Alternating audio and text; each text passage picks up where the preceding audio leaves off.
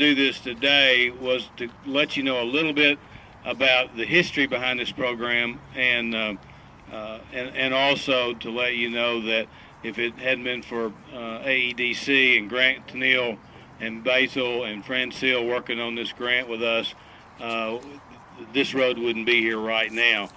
Back in 2008, we had some severe flooding down here and did a lot of damage to a very old infrastructure that we had. We realized at that point in time, in order to develop this area, we were going to have to fix it. And Mike Marler and Mary Beth Bowman with my staff put this grant together and presented the grant to AEDC. It was part of the Ike 2 program, the CDBG Neighborhood Revitalization Funds, and we were selected. The one thing about Grant that we've grown to love is that Grant's never seen a deal that he didn't want to try to make happen.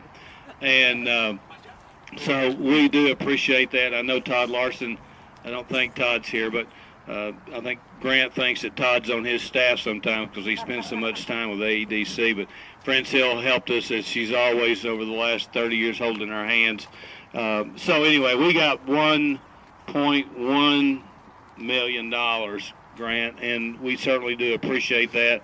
We were able to do all this in a very unique way. As you can see, the drainage is different than a lot of areas.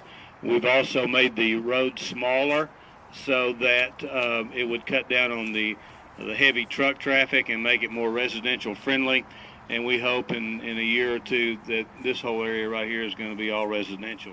Like he said, it's cold and I won't take very long. I need to thank, as always, Basil Julian and Fran Seal, who has joined us today for a project that she put time and effort into.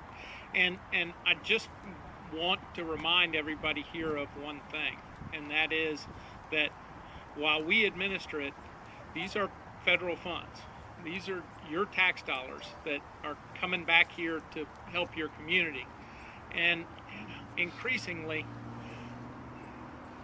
I'll get on my soapbox a little bit, increasingly there are people who want to question the value of government and what it does and why it does the things it does.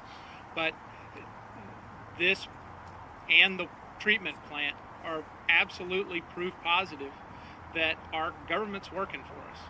And it's making good decisions, and it's putting the power back in the hands of local people to make decisions about what's best for their communities. So I can't thank Basil enough for the way he administers that program. It's done incredibly professionally and as efficiently as it can possibly be done. So as always, thank you very, very much. And I know all these folks thank you too. And finally, very quickly, and there are a few people here, including the mayor and Todd and others who know this, I am an enormous fan of Argenta and of North Little Rock and of everything that's going on over here. I think the vision is spot on. I love the fact that it's a group of people who are working together. It's got much more of a grassroots feel than a lot of other developments like it around the state and around the country. Great things are happening here. We're looking forward to more. If we can get this into residential, and we've got the art space and the silver mine and the Fab Lab and everything that's going to go on, and you can see it right from here, this is really going to become an unbelievably vital area, not just for North Little Rock, not just for Central Arkansas, but for the rest of the state. 1, 2, 3. Cut. Good.